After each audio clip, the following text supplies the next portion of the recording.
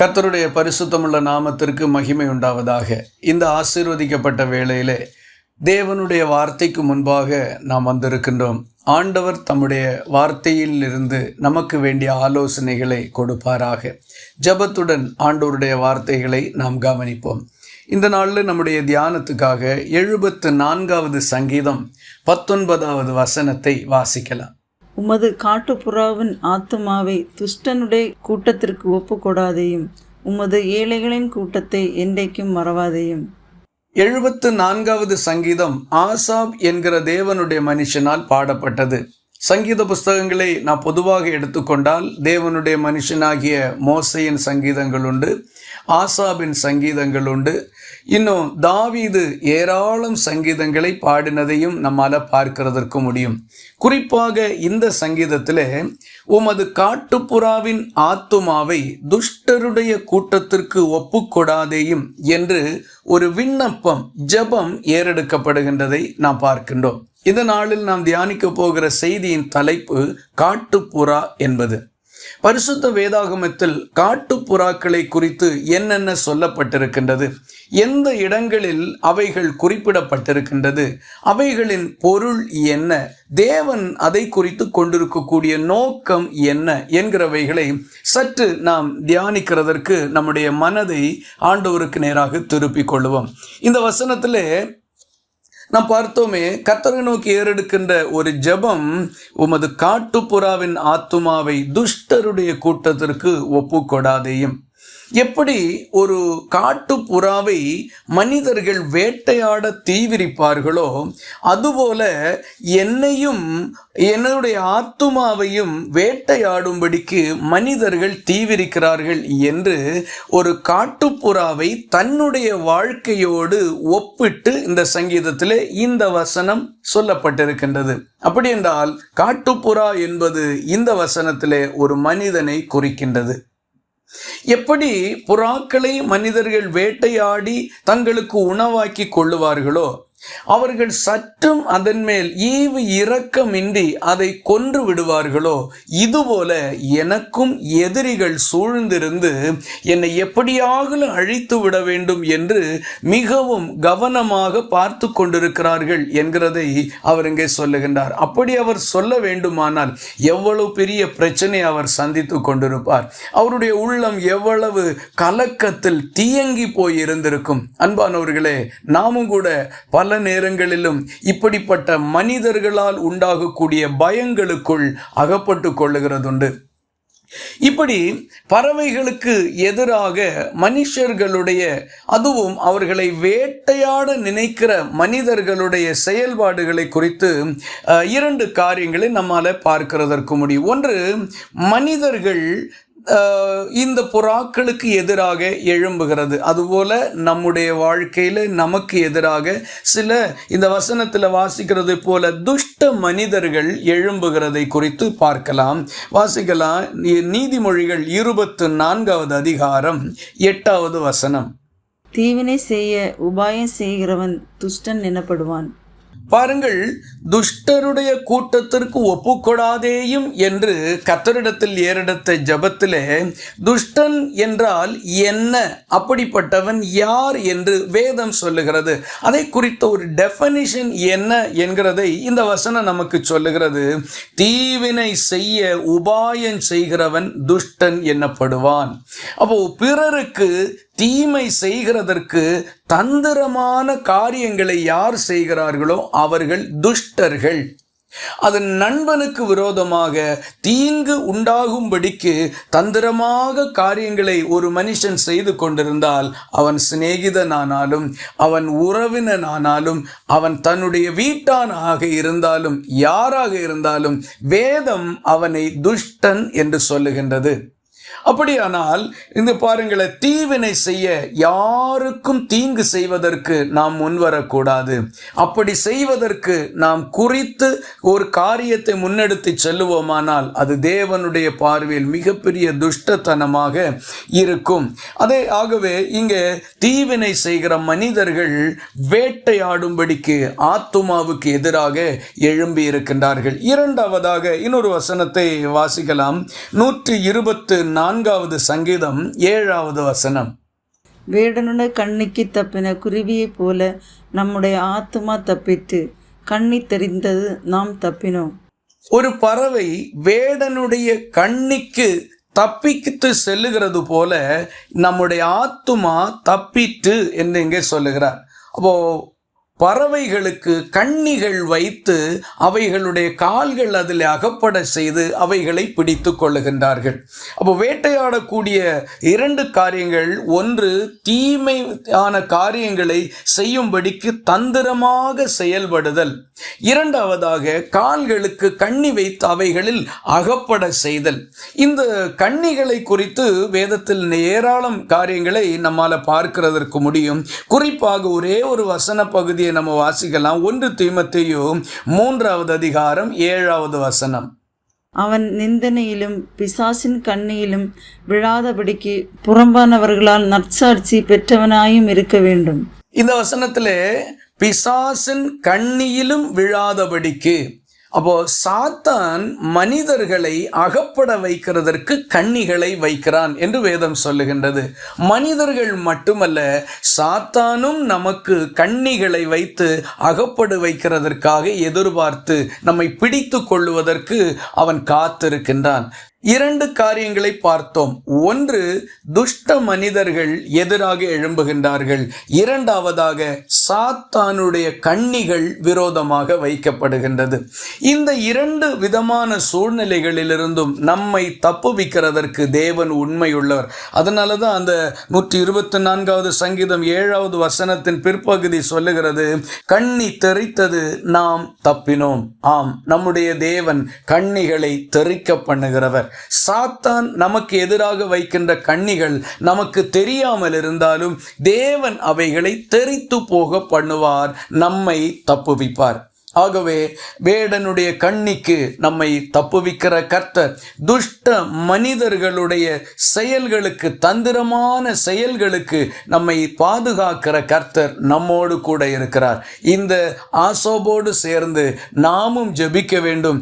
உமது காட்டுப்புறாவின் ஆத்துமாவை துஷ்டருடைய கூட்டத்திற்கு ஒப்பு கொடாதேயும் என்று. ஆண்டவரே, என்ன சூழ்நிலை வந்தாலும் தீய மனிதர்களிடத்தில் என்னை ஒருபோதும் ஒப்பு கொடாதேயும். அன்பானோர்களே, வேதம் சொல்லுகிறது, உன் பக்கத்தில் 1000 பேரும் உன் வலதுபுறத்தில் 10,000 பேரும் விழுந்தாலும் அது உன்னை அணுகாது என்று. ஆம், நம்முடைய தேவன் வார்த்தையில் உண்மையுள்ளவர். இந்த சங்கீதக்காரனோடு சேர்ந்து நாம் ஏறெடுக்கின்ற நம்முடைய இக்கட்டு நேரத்தினுடைய ஜபத்திற்கு பரலோகத்தின் தேவன் உண்மையாய் பதில் கொடுத்து நடத்துவார். இரண்டாவதாக, இந்த காட்டுப்புறாக்கள் வேதத்திலே பலி செலுத்துகிறதற்காக பயன்படுத்தப்பட்டிருக்கின்றது. ஆபிரகாம் பலி செலுத்தி இருக்கின்றார். இன்னும் லேவியராகமத்திலே பலி செலுத்த வேண்டிய மிருகங்களையும் பறவைகளையும் வகைப்படுத்தி சொல்லுகின்ற போது காட்டுப்புறாக்களும் குறிப்பிட்டு சொல்லப்பட்டிருக்கின்றது. வசனத்துக்கு திரும்புவோம். லேவியராகமம் 5வது அதிகாரம் 6-7 வசனங்கள். தான் செய்த பாவத்துக்கு பாவ நிவாரண பலியாக ஆடுகளிலாவது வெள்ளாடுகளிலாவது ஒரு பெண் குட்டியை குற்ற நிவாரண பலியாக கர்த்தருடைய சந்நிதியில் கொண்டு வர வேண்டும். அதனாலே ஆசாரியன் அவன் செய்த பாவத்தை குறித்து அவனுக்காக பாவ நிவர்த்தி செய்ய கடவன். ஆட்டுக்குட்டியை கொண்டு வர அவனுக்கு சக்தி இல்லாதிருந்தால் அவன் செய்த குற்றத்தின் நிமித்தம் 2 காட்டுப்புறாக்களையாவது 2 புறா குஞ்சுகளையாவது ஒன்றை பாவ நிவாரண பலியாகவும் மற்றொன்றை சர்வாங்க தகன பலியாகவும். பரிசுத்த வேதாகமத்திலே புறாக்களை குறித்து நாம் படிப்போமானால், நோவாவினுடைய காலத்திலிருந்தே புறாக்கள் மனிதர்களோடு நெருங்கின தொடர்புள்ளவைகளாய் இருக்கின்றது. குறிப்பாக நோவாவினிடத்தில் 2 பறவைகள் தொடர்பில் இருந்தது. ஒன்று புறா, மற்றொன்று காகம். இந்த 2 புறாக்களையும் நம்ம ஒரு ஆவிக்குரிய நிலையில சிந்தித்து பார்ப்போம் என்றால், தேவனாகிய கர்த்தர் நீங்கள் புசிக்க வேண்டிய பறவைகளும் புசிக்க கூடாத பறவைகளும் என்று வகை பிரித்து கொடுத்தார். அதிலே காகம் அசுத்தமானது, நீங்கள் அதை புசிக்க கூடாது என்று சொன்னார். புறாக்கள் சுத்தமானவைகள், அவைகளை நீங்கள் புசிக்கலாம் என்றும் சொல்லியிருந்தார். பாருங்கள், நம்முடைய வாழ்க்கையிலேயும் நாம் எதை அனுபவிக்க வேண்டும், எதை அனுபவிக்க கூடாது என்கிறதற்கு தேவன் ஒரு வரைமுறையை வைத்திருக்கின்றார். நமக்கு தோன்றினவைகளெல்லாம், நமக்கு சரியென்று படுகிறவைகளெல்லாம் செய்கிறதற்கு நம்மில் நமக்கு உரிமை இல்லை. ஏனென்றால் பவுல் சொல்லுகிறார், கிறிஸ்து எனக்கு ஜீவன், சாவு எனக்கு ஆதாயம். எனக்கு ஜீவன் கிறிஸ்து. என்னுடைய ஆத்துமா மரித்து போயிருந்தது பாவத்திலே. இயேசு தன்னுடைய ஜீவனை கொடுத்து என்னை விலை கொடுத்து வாங்கி இருக்கிறார். ஆகவே அவருடைய விருப்பத்தின்படி தான் நாம் செய்ய வேண்டியவர்களாக இருக்கின்றோம். இது தேவனுக்கு அடுத்த காரியமாயிருக்கிறது. ஏன் இப்படி ஒரு கட்டாயமான சூழ்நிலை, ஏன் இப்படி ஒரு நெருக்கடியான ஒரு நிலையிலே நாம் நிறுத்தப்படுகிறோம் என்றால், நாம் மீண்டும் மீண்டும் பாவம் செய்யாதபடி, நம்முடைய சுயாதீனத்தை பறிக்க வேண்டும் என்கிறதற்காக அல்ல, மீண்டும் ஒரு முறை தவறு சம்பவித்துவிடக் கூடாது என்கிறதற்காகத்தான் அவருடைய விருப்பத்தின்படி நாம் செய்யும்படிக்கு வேதம் நமக்கு திட்டமாய் சொல்லி இருக்கின்றது.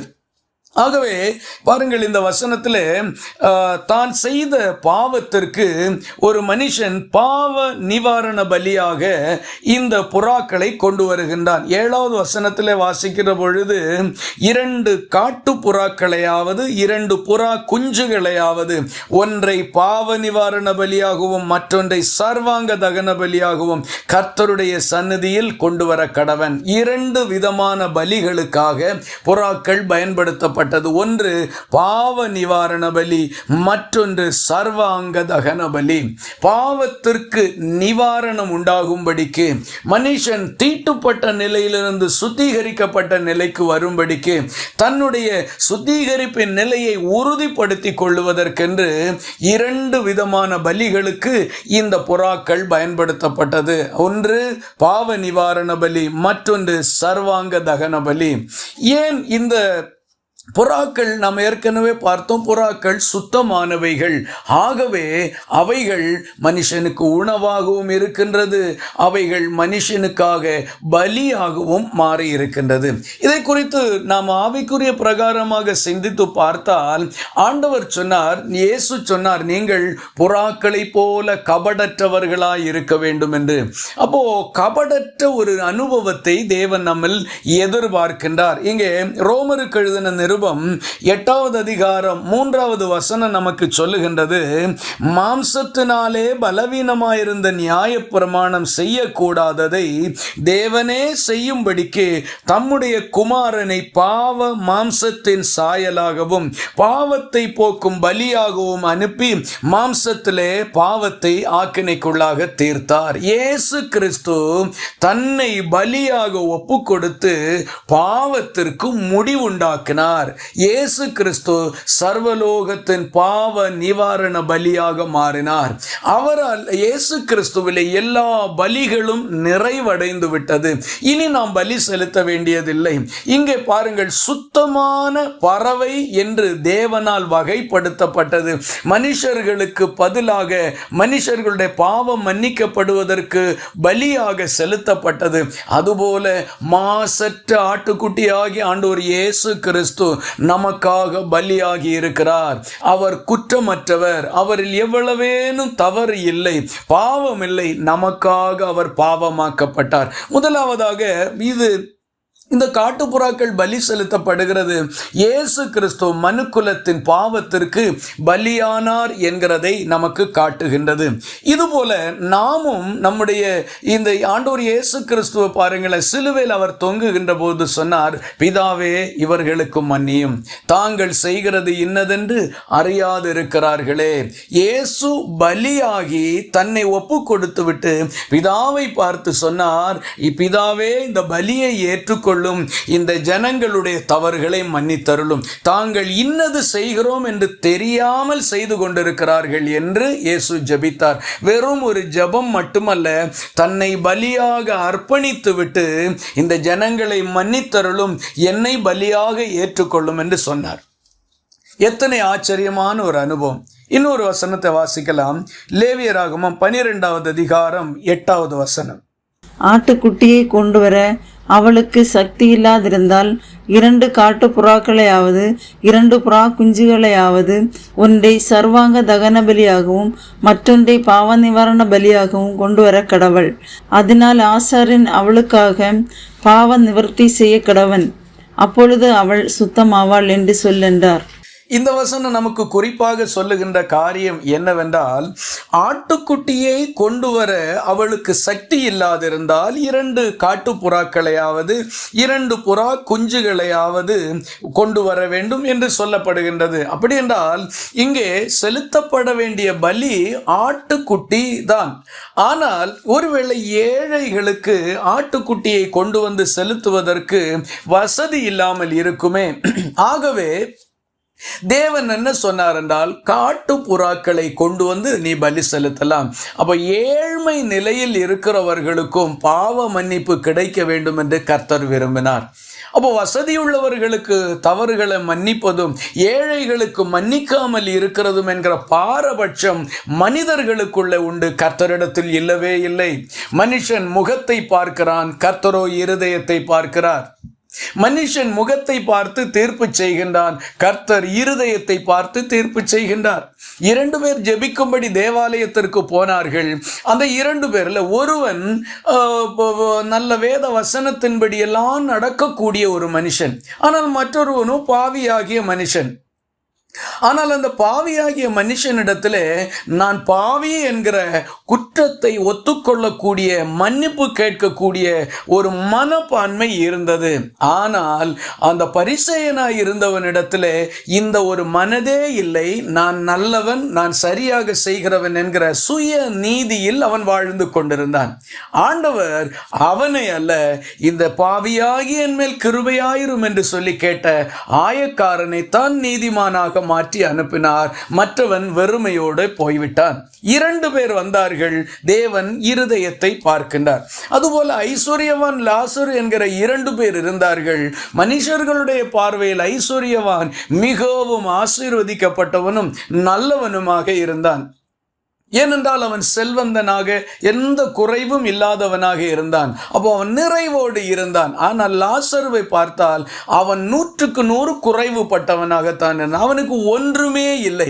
மனிதர்களுடைய பார்வையில் ஐஸ்வர்யவான் நல்லவன், ஆனால் இந்த லாசரு ஏதோ பாவம் செய்திருக்கிறான் அல்லது அவனுடைய முன்னோர் பாவம் செய்திருக்கிறார்கள், அதன் பலனை அனுபவிக்கிறான் என்கிற தீர்ப்பு உண்டாயிருந்தது.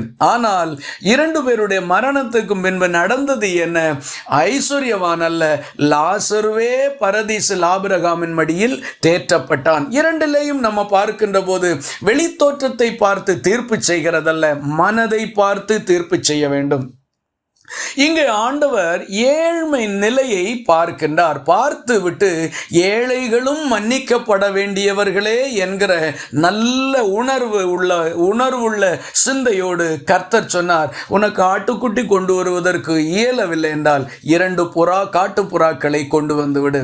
காட்டுப்புறாக்கள் அந்த பகுதி அந்த நாட்களில் மிக ஏராளமாக இருந்தது. அந்த மலைப்பாங்கான பகுதிகளில் எங்கு போனாலும் காட்டுப்புறாக்கள் நிறைய வசித்து கொண்டிருந்தபடினால் ஆண்டவர் சொன்னார், நீ இந்த புறாக்களை கொண்டு வந்து பலி செலுத்தினாலே போதும், அதை நான் ஏற்றுக்கொள்வேன் என்று. பாருங்கள், பாவி மனம் திரும்புகிறதைத்தான் கர்த்தர் விரும்புகிறாரே தவிர அவன் யார் எப்படிப்பட்டவன் என்கிறதெல்லாம் தேவன் பார்க்கிறதே இல்லை. அவன் பின்னணி கர்த்தருக்கு முக்கியமே அல்ல. ஆகவே இந்த பகுதியில் ஏழை பணக்காரன் என்கிற வித்தியாசம் இல்லாமல் எல்லாரையும் மன்னிக்க கர்த்தர் விரும்பினார். அன்பானவர்களே, இந்த இடத்துல நம்மை நிறுத்தி நம்ம பார்க்க வேண்டும். இயேசுவின் தன்மை நமக்கு இருக்கின்றதா? பிறரை மன்னிக்கக்கூடிய மனசு நமக்கு இருக்கின்றதா? இயேசு தன்னை ஜீவ பலியாக ஒப்பு கொடுத்து விட்டு இவர்களுக்கு மன்னியும் என்று கேட்டார். நாம ஒன்றும் நம்மளை பலியா ஒப்பு கொடுக்க வேண்டாம், ஆனால் மன்னிக்கிறதுக்கு நாம் முன் வரலாமே, பிறருக்கு மன்னிக்கலாமே, பிறர் செய்த தப்பிதங்களை நாம் மன்னிக்கிறதற்கு மனமுள்ளவர்களாய் இருக்கலாமே. நமக்கு வேண்டியவர்கள் என்றால் தவற நம்ம மன்னித்து விடுவோம். வசதியானவர்கள், கொஞ்சம் படித்தவங்க, கொஞ்சம் பணக்காரங்க அப்படின்னா அவங்க தவறுகளை சரி சரி என்று சொல்லிவிடுவோம். கொஞ்சம் ஏழை என்றால், நம்மளை விட கொஞ்சம் தாழ்ந்த நிலையில் உள்ளவன் என்றால் அவன் செய்த தவறுக்கு அவனை அதிகாரத்தோடு அவனை திட்டவும் பேசுகிறதற்கு நம்ம முன்வரும். ஆனால் இது இயேசுவனுடைய சுபாவம் அல்ல, இது தேவனுடைய சுபாவம் அல்ல. எல்லாரையும் எல்லாரையும் ஒன்று போல பார்க்கிறவர் தான் தேவன். ஆகவே நாமும் அப்படி பார்க்கக்கூடிய ஒரு மனநிலை நமக்கு வேண்டும். ஆகவே நம்ம 2 காரியங்களை பார்த்தோம் காட்டுப்புறாவின் தொடர்பில். முதலாவது காரியம், காட்டுப்புறா மனிதனோடு ஒப்பிடப்பட்டிருக்கின்றது. உமது காட்டுப்புறாவின் ஆத்துமாவை துஷ்டருடைய கூட்டத்துக்கு ஒப்புக்கொடாதேயும். அதில் 2 காரியங்களை பார்த்தோம். புறாக்களுக்கு எதிராக இருக்கக்கூடியவர்கள், அவைகளை வேட்டையாடுகின்றவர்கள். அப்போ 2வதாக கண்ணி வைத்து பிடிக்கிறவர்கள்.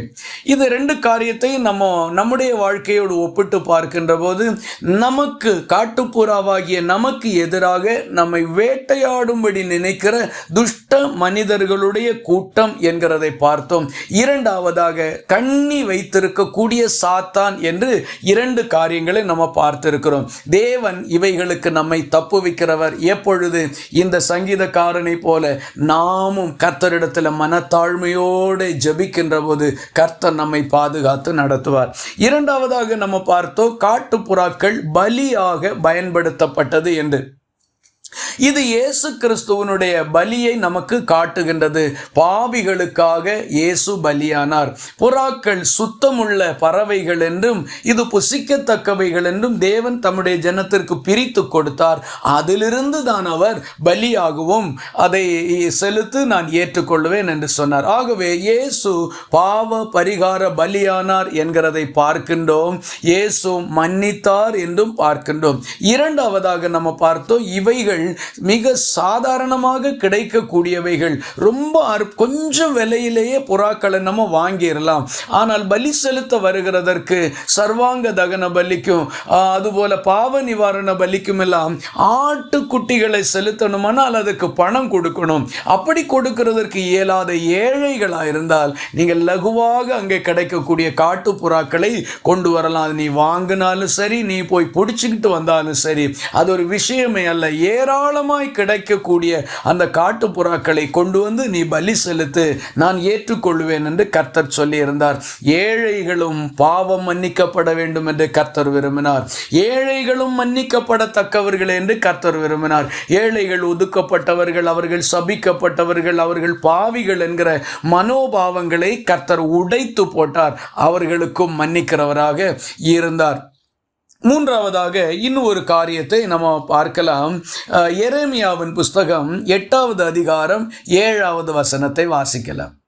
ஆகாயத்திலுள்ள நாரை முதலாய் தன் வேலையை அறியும் காட்டுப்புறாவும் கொக்கும் தகைவிலான் குருவியும் தாங்கள் வரத்தக்க காலத்தை அறியும். என் ஜனங்களோ கர்த்தரின் நியாயத்தை அறியார்கள் என்று கர்த்தர் உரைக்கிறார் என்று சொல்.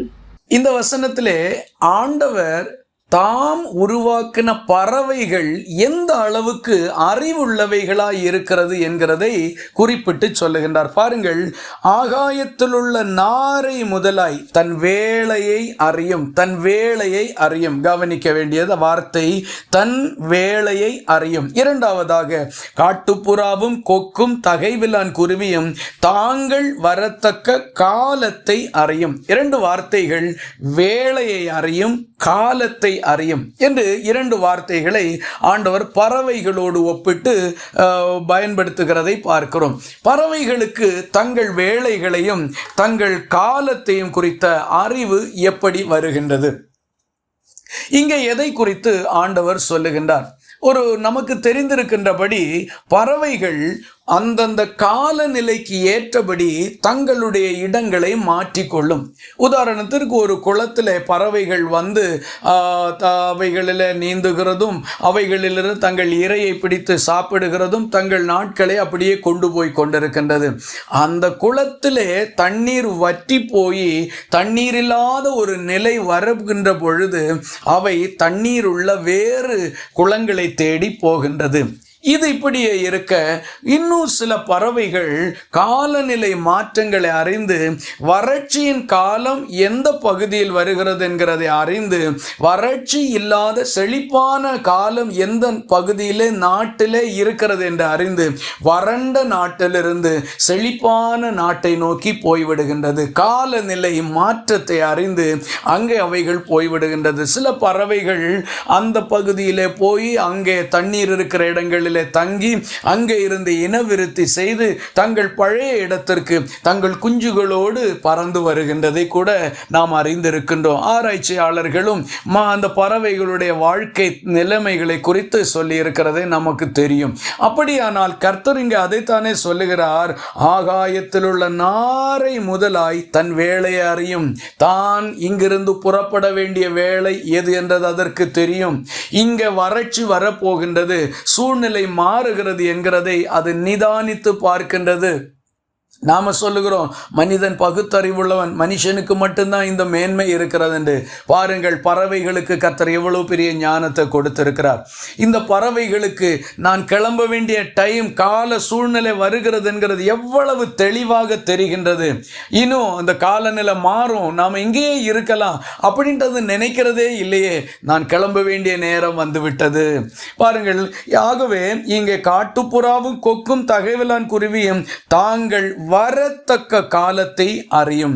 போக வேண்டிய காலமும் பறவைகளுக்கு தெரியும், திரும்பி வர வேண்டிய காலமும் அவைகளுக்கு தெரியும். ஆனால் மனிதனுக்கு எந்த காலமும் புரிகிறது இல்லை. இது என்ன காலம் எல்லாருக்கும் தெரியும். கர்த்தருடைய வருகை சமீபமாகிவிட்டது, உலகத்தின் நிகழ்வுகள் எல்லாம் அதை நமக்கு காண்பிக்கின்றது, எல்லாம் சொல்லிக் கொள்ளுவோம். ஆனால் கர்த்தரிடத்தில் நெருங்கி வருவோமா என்றால் இல்லை. எல்லாம் தெரியும், எல்லாவற்றையும் சொல்லிக் கொள்ளுவோம், ஆனால் நமக்கு சரி என்று தோன்றின பாதைகளிலே போய்கொண்டே இருக்கின்றோம். இது என்ன நியாயம்? இதில் என்ன ஒழுக்கம் இருக்கிறது? ஆகவே தான் கர்த்தர் சொல்லுகிறார், இந்த பறவைகளுக்கு தான் எல்லாம் தெரிகின்றது. காலத்தை பார்த்தா மனுஷனுக்கு இன்றைக்கு மழை பெய்யுமா பெய்யாதா என்கிறதெல்லாம் அவர்களுக்கு தெரியும். ஆனால் கர்த்தரை குறித்து, அவருடைய செயல்களை குறித்து அவர்களுக்கு புரியவில்லை. இந்த காலநிலை மாற்றங்கள் முடிகின்ற பொழுது அவைகள் தங்களுடைய இடங்களுக்கு மறுபடியும் திரும்பி வந்து விடுகின்றது. எத்தனை ஞானமுள்ள பறவைகள்! இவைகளுக்கு யார் கற்றுக் கொடுத்தது? இவைகளுக்கு எந்த விஞ்ஞானம் போதிக்கின்றது? ஒன்றுமே இல்லை, தேவன் கொடுத்த ஞானம். அன்பானவர்களே, ஒரு உண்மையை சொல்லட்டுமா? இன்றைக்கு விஞ்ஞானம், அறிவு என்று மனிதர்கள் சொல்லிக் கொள்ளக்கூடிய காரியங்களை நம்பி பின்னால போகிறதுனால தான் அநேக நேரங்களில் விசுவாசத்தில் நம்மால நிற்க முடியாமல் போகின்றது. மருத்துவர் சொல்லிட்டாருன்னா அதே நம்ம நம்பிடுவோம். ஆனா கர்த்தர் இது இப்படி ஒன்றும் இல்லை, தேவன் எனக்கு அற்புதத்தை செய்வார், கர்த்தர் இது எனக்கு அனுமதிக்க மாட்டார் என்று தேவனை விசுவாசிக்க மாட்டோம். விசுவாசம் ஒருவேளை இருந்தா கூட டாக்டர் வந்து இப்படித்தான் அப்படின்னு சொல்லிட்டாருன்னா நம்ம விசுவாசம் அங்கேயே உடஞ்சி நொறுங்கி போய்விடுகிறது. அவங்க சொல்றது கேட்டு அவங்க பின்னால கையை கட்டிட்டு போய்கொண்டே இருக்கிறோம். தேவனுடைய வார்த்தையை நம்ப தவறி விடுகின்றோம். பாருங்கள், இதுதான் விஞ்ஞானம், படித்தவன், அறிவாளி, தெரிந்தவன் என்கிற மாயைகளினாலே நாம் வஞ்சிக்கப்பட்டு போகின்ற காரியம். விசுவாசத்தை விட்டு உடனடியாக விலகி போய்விடுகின்றோம். அதுதான் சரி என்று பின்னாலே சென்று விடுகிறோம், வேதனைகளை சந்திக்கின்றோம். ஆகவே கர்த்தரிடத்தில் விசுவாசம் உள்ளவர்களாய் இருப்போம். ஒரே ஒரு வசனத்தை கூட வாசிக்கலாம். உன்னத பாட்டின் புஸ்தகம் 2வது அதிகாரம் 12வது வசனம். பூமியிலே புஷ்பங்கள் காணப்படுகிறது, குருவிகள் பாடும் காலம் வந்தது, காட்டுப்புறாவின் சத்தம் தேசத்தில் கேட்கப்படுகிறது. இந்த வசனம் மழை காலம் முடித்து ஒரு நல்ல செழிப்பான காலம் வந்திருக்கிறதை காட்டுகின்றது. மாரி காலம் என்றால் மழைகள் திரும்ப திரும்ப பெய்து கொண்டே இருக்கும். ஒவ்வொரு நாளும் மழைகள், ஒவ்வொரு நாளில் 3-4 மழைகள், இப்படி ஏராள மழைகள் சொரிந்து கொண்டே இருக்கும். அப்பொழுது இந்த பறவைகளுக்கு வெளியே அவ்வளவாக செல்ல முடியாது. ஏனென்றால் மழைகள் பெய்து கொண்டிருக்கிறபடினால் அவைகள் தங்கள் கூடுகளுக்குள்ளே, மரத்தினுடைய அந்த தழைகளுக்குள்ளே மறைந்து அப்படியே உட்கார்ந்திருக்கும். மழையெல்லாம் பெய்து முடிந்த பிறகு பூமியிலே செடிகள், தழைகள் எல்லாம், செடிகள் எல்லாம் முளைத்தெழும்பி அவைகள் பூத்து குலுங்க ஆரம்பிக்கும். அப்பொழுது எல்லா பறவைகளும் வெளியே வந்து காலநிலை மாற்றத்து நிமித்தம் உண்டான ஒரு சந்தோஷத்தினால் அவைகள் பாட ஆரம்பிக்கும். இந்த வசனம் சொல்லுகிறதை பாருங்கள். பூமியிலே புஷ்பங்கள் காணப்படுகிறது, குருவிகள் பாடும் காலம் வந்தது, காட்டுப்புறாவின் சத்தம் நமது தேசத்தில் கேட்கப்படுகிறது. காட்டுப்புறா பாடக்கூடிய சத்தம் தேசத்தில் கேட்கப்படுகிறது. அன்பானவர்களை, நம்ம முதலாவது வசனத்தை வாசித்தோமே, 74வது சங்கீதம் 19வது வசனத்திலே, உமது காட்டுப்புறாவின் ஆத்துமாவை துஷ்டருடைய கூட்டத்திற்கு ஒப்பு கொடாதேயும் என்று மிக தாழ்மையோட அர்ப்பணிப்போட ஆண்டவருடைய பாதத்தை பற்றி கொண்டு ஏறெடுத்த ஜெபத்தை வாசித்தோம். இந்த கடைசி வசனத்திலே காட்டுப்புறாவின் சத்தம் நமது தேசத்தில் கேட்கப்படுகிறது என்று வாசிக்கிறோம். அப்படியானால் 2 வசனங்களை நாம் ஒப்பிட்டு பார்க்கின்ற பொழுது, துன்பத்தை அனுபவித்த மனுஷன், நான் ஒரு காட்டுப்புறா, நான் ஒரு தாழ்ந்த நிலையில் இருக்கக்கூடியவன், எனக்கென்று ஒரு விலை இல்லை, எனக்கென்று ஒரு அந்தஸ்து இல்லை, எனக்கென்று ஒரு செல்வாக்கு இல்லை, இப்படி தாழ்ந்த நிலையில் இருக்கிறேன், துஷ்ட மனிதர்களிடத்தில் ஒப்புக்கொடாதையும் ஆண்டவரே என்று மனத்தாழ்மையோடு ஜெபித்த ஜெபத்தையும் கர்த்தர் கேட்டார். இங்கே வசந்த காலம் மாறி காலம் முடிந்து ஒரு நல்ல செழிப்பான நாட்கள் வருகின்ற போது காட்டுப்புறா பாடி கொண்டிருக்கின்றது. வானங்கள் தேவனுடைய மகிமையை வெளிப்படுத்துகின்ற பொழுது இந்த காட்டுப்புறாக்களும் கர்த்தரை பாடி துதிக்கின்றது. தங்களுக்கென்று ஒரு சந்தோஷமான நாட்களை, நல்ல எங்கும் பூத்து குலுங்கக்கூடிய மரங்கள், எங்கும் கனி விருட்சங்கள் நிறைந்திருக்கக்கூடிய சூழலிலே தங்களை வைத்திருக்கிற கர்த்தரை பாடி துதித்தது. அதுபோல நம்முடைய வாழ்க்கையிலேயும் நாம் துன்பத்தை காண்கிற நாள் உண்டு, துஷ்ட மனிதர்களால் ஒடுக்கப்படுகிற நாட்கள் நமக்கு உண்டுதான். ஆனாலும் ஒரு அற்பமான பறவையாகிய காட்டுப்புறாவை கூட பாதுகாக்கிற கர்த்தர் நம்மையும் பாதுகாத்து மிக மேன்மையாக வைப்பார். உங்களுக்கு ஒரு செழிப்பின் காலம் உண்டு, ஒரு மாறி காலம் முடிந்து மகிழ்ச்சியான நாட்கள் உங்களுக்கும் உண்டு, துளிர்விடக்கூடிய காலம் உங்களுக்கு உண்டு, பூத்து குலுங்குகின்ற காலம் உங்களுக்கு உண்டு. உங்க குடும்பமே பூத்து குலுங்கி கனி கொடுத்து மிக செழிப்பாய் சந்தோஷத்தோடு இருக்கிற காலம் உண்டு. அன்றைக்கு நீங்கள் கர்த்தரை பாடி மகிமைப்படுத்துவீர்கள். இன்றைக்கு ஒருவேளை அழுகையா இருக்கலாம், இன்றைக்கு ஒருவேளை புலம்பலா இருக்கலாம், ஒருவேளை புறாக்களை போல மிகவும் முனகலோடு நீங்க வேதனை நிமித்தம் ஒடுங்கி போயிருக்கலாம். கர்த்தர் ஒரு நாள் நீங்கள் பறந்து பாடி கர்த்தரை மகிமைப்படுத்துகிற நாட்களை உங்களுக்கும் கொடுப்பார். ஆகவே இந்த காட்டுப்புறா தன்னுடைய வேளையை அறிந்தது, காலத்தை அறிந்தது. கர்த்தர் என்னுடைய எல்லா துன்பத்தையும் நீங்களாக்கிவிட்டார். வறட்சியின் நாட்கள் வருகின்ற பொழுது அவைகள் வேறு இடத்திற்கு சென்று விடுகின்றது. செழிப்பின் நாட்களிலே மீண்டும் வந்து சேருகின்றது. தங்கள் காலத்தை அறிகின்றது, தங்கள் வேளையை அறிகின்றது. எப்போ வெளியே வரணும், எப்போ மறைந்து கொள்ள வேண்டும் அறிந்து கொள்ளுகின்றது. விவேகி ஆபத்தை கண்டு மறைந்து கொள்ளுகிறான், பேதைகளோ நெடுக போய் தண்டிக்கப்படுகிறார்கள். இங்கே விவேகிகளாக நம்ம வாழ வேண்டும். ஆகவே பிரியமானவர்களே, காட்டுப்புறாவை குறித்து 3 காரியங்களை நம்ம பார்த்தோம். முதலாவதாக நம்ம பார்த்தது, அது ஒரு மனிதனோடு ஒப்பிடப்பட்டிருக்கின்றது. அதற்கு எதிரிகள் துஷ்ட மனிதர்களாகிய வேடர்களும் கண்ணி வைக்கக்கூடியவர்களும், அதுபோல நமக்கு எதிராக இருக்கக்கூடியவர்கள், தீங்கு செய்யக்கூடிய பொல்லாப்பு நினைத்திருக்கக்கூடிய மனிதர்களும், தந்திரமங்களாகிய கண்ணிகளை வைத்திருக்கக்கூடிய பிசாசும், இரண்டுக்கும் தேவன் நம்மை தப்புவிப்பார். இரண்டாவதாக பார்த்தோம், இவைகள் பலி செலுத்த பயன்படுத்தப்பட்டது. குறிப்பாக ஏழைகளுக்கும் தாங்கள் பலி செலுத்தி பாவ நிவாரணத்தை பெற்றுக்கொள்வதற்கு இவை வழிகாட்டுகிறது. கர்த்தராகிய இயேசு கிறிஸ்து அவர் தேவனுடைய குமாரனாக இருந்தும் பூமியிலே அடிமையின் ரூபம் எடுத்து தன்னை தாழ்த்தினார். யாருக்கு? அதே தாழ்ந்த நிலையில் இருக்கிற மனுஷர்கள் பாவ மன்னிப்பை பெற்றுக்கொள்ளும்படிக்கு இந்த காட்டுப்புறா இயேசுவை காட்டுகின்றது. நாமும் இயேசுவை போல பிறருக்கு மன்னிக்கிறவர்களாக இருக்கணும். கொஞ்சம் வசதி படைத்தவர்களை மன்னிக்கிறதும், நம்மளை விட ஏழ்மை நிலையில் இருக்கிறவர்களை மன்னிக்காமல் இருக்கிறதும், அவர்களிடத்தில் கோபமாய் பேசுகிறதுமான மனநிலை இல்லாமல் எல்லாரையும் ஒன்று போல பார்த்து மன்னிக்கக்கூடிய இயேசுவின் தெய்வீக மனநிலை நமக்கு வேண்டும் என்று இதிலிருந்து நாம் போதிக்கப்படுகிறோம். மூன்றாவதாக நம்ம பார்த்தோம், இந்த காட்டுப்புறாக்கள் தங்கள் வேலையையும் காலத்தையும் அறியும் என்று. நாம் நம்முடைய வேலையை அறிய வேண்டும். குறிப்பாக நம்முடைய கர்த்தராகிய இயேசு கிறிஸ்துவினுடைய வருகையின் காலம் சமீபித்து கொண்டிருக்கின்றது. நாம் கர்த்தரோடு சேர வேண்டிய நாட்கள் நெருங்கி இருக்கின்றது. காலத்தை அறிந்தவர்களாய் அப்படி நடந்து கொள்ளுவோம். மதீனமான விதமாக நடக்க வேண்டாம்.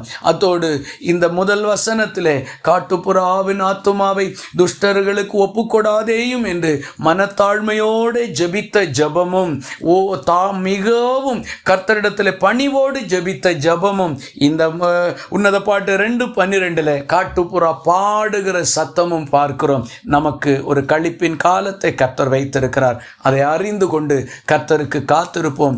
மேன்மையாய் ஆண்டவர் நம்மை உயர்த்துவார். கர்த்தர் இந்த வசனங்களை கொண்டு நம்ம ஒவ்வொருவரையும் ஆசீர்வதித்து அவருடைய காட்டுப்புறாக்களாக ஆண்டவருக்காக வாழ்ந்து முன்னேறவும் பாடி மகிமைப்படுத்தவும் கர்த்தர் உதவி செய்வாராக. கர்த்தர் உங்களை ஆசீர்வதிப்பாராக. ஆமென்.